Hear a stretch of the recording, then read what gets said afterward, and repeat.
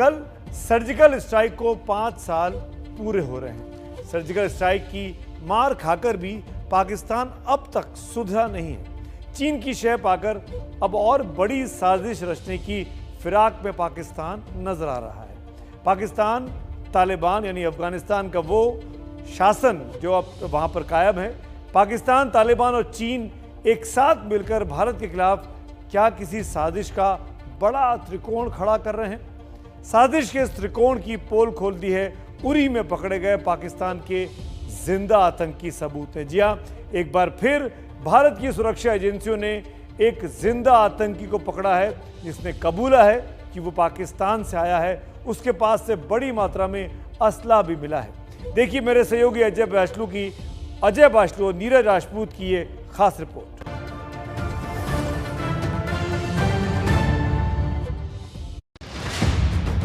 साजिश का जिंदा सबूत। He has identified himself as Ali Babar Patra. तबाही का ये सारा सामान, घुसपैठ की बढ़ती कोशिशें। This is the same area through which we have had a history of infiltration in 2016. दे रहे हैं गवाही, भारत पर लगी हैं गंदी निगाहें। एक नहीं, दो नहीं, तिकड़ी से रहना होगा सावधान।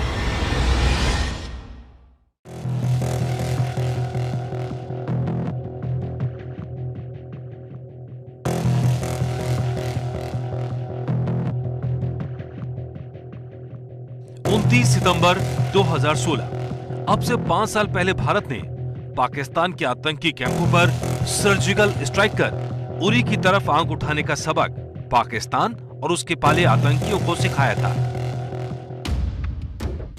लेकिन जिंदा पकड़ा गया आतंकी अली बाबर सबूत बन गया है। ना तो पाकिस्तान बदला है, ना ही उसके मंसूबे।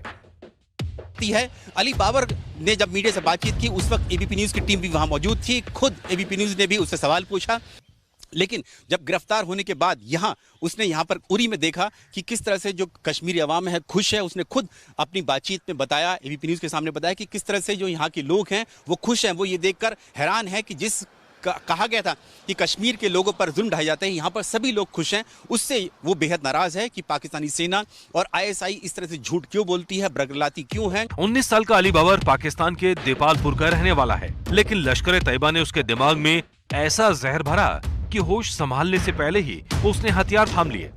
अली बाबर 6 आतंकियों के साथ भारत में घुसा था। उसके 4 साथी भाग गए, जबकि एक मारा गया। पकड़े गए हथियार साजिश की गवाही दे रहे हैं। इस वक्त हम उरी में मौजूद है, जहां पर 9 दिन लंबा ये ऑपरेशन चला और उसके पास ये देखिए कितना बड़ा हथियारों का जखीरा ये बरामद हुआ है। AK-47 है, हैंड ग्रेनेड्स हैं, ये मैगजीन है और उसके पास ये वॉरलाइक स्टोर और उसके साथ साथ जो एम्यूनिशन है वो उसके पास से मिला है। देखिए कितना बड़ा ये सीजर किया गया है। हालांकि उसने जब गिरफ्तार किया गया, जब उसने खुद रोने लगा, जब उसका एक साथी मारा गया और उसने कहा कि सरेंडर करना चाहता है, तो उसने कहा कि वो यहाँ पर ये सप्लाई देने के लिए आया था अपने साथियों को। पूछताछ में सामने आया कि अली बाबर और उसके साथियों को उरी जैसा हमला करने का आदेश था। This infiltration attempt was made in the area of Salamabad Nala. This is the same area through which we have had a history of infiltration in 2016. That is when a suicide attack at Uri garrison took place. लेकिन कंगाल हो चुका पाकिस्तान ऐसा कैसे कर पा रहा है? ये सामने आया अखनूर में हुए दूसरे ऑपरेशन में। यहाँ बीएसएफ को मिली 4 बंदूकें, जिसमें 3 चीन की बनी हैं और एक पाकिस्तान की। न केवल बीएसएफ को ये नशीले पदार्थ मिले, बल्कि 8 मैगजीन, 100 राउंड और 4 पिस्टल भी यहाँ पर बरामद हुई हैं। इन 4 पिस्टल्स में से अगर बात करूँ तो इन 4 पिस्टल्स में से 3 पिस्टल चाइनीज़ हैं और 1 पिस्टल जो है वो पाकिस्तान है। ये मेड इन पाकिस्तान वाला पिस्टल आप देख सकते हैं, इस पर साफ लिखा हुआ है मेड इन पाकिस्तान। और इसके साथ चीन किस तरह से मदद कर रहा है पाकिस्तान का, ये चाइनीज़ पिस्टल है और इसके ऊपर स्पेशल गिफ्ट लिखा गया है। मतलब चीन जो है वो पाकिस्तान को इस तरह के विशेष तोहफे दे रहा है। ये 2 अलग मामले जरूर हैं, लेकिन बड़ी साजिश की छोटी परत है। पिछले दिनों पाकिस्तान की तरफ से सीज फायर का उल्लंघन फिर शुरू हो चुका है। साल 2021 में पाकिस्तान की तरफ से 33 बार घुसपैठ की कोशिशें हुई, जिसमें 11 आतंकी मारे गए जबकि 20 घुसपैठिए पकड़े गए। पीओके के लॉन्च पैड फिर सक्रिय हो चुके हैं। ये सब तब हो रहा है जब अफगानिस्तान में तालिबान ने कब्जा कर लिया है। क्रॉस बॉर्डर एक्टिविटी है, पिछले कुछ अरसे से उसमें कुछ इजाफा हुआ है। रजौरी और पुंछ के सेक्टर में बहुत सारी कोशिशें इन्फिल्ट्रेशन की न सिर्फ हुई बल्कि कुछ इन्फिल्ट्रेशन हुई भी वहां से, जो बाद में एनकाउंटर में कन्वर्ट हुई। पहले से आशंका थी कि अफगानिस्तान में तालिबान राज के बाद से भारत में आतंकियों की घुसपैठ बढ़ सकती है। वैसा ही होता नजर आ रहा है।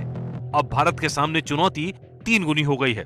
एक तरफ भारत में आतंकी भेजने वाला पाकिस्तान है, जिससे तालिबान के खाली हुए आतंकियों से उम्मीद है। साथ में पाकिस्तान को फंड मुहैया कराने वाला चीन भी है।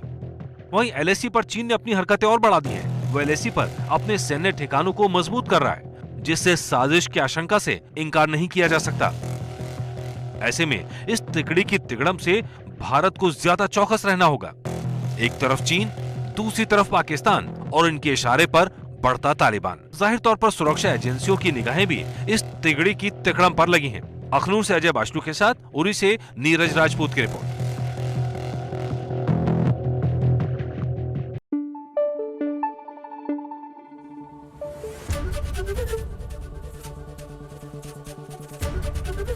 एबीपी न्यूज आपको रखे आगे।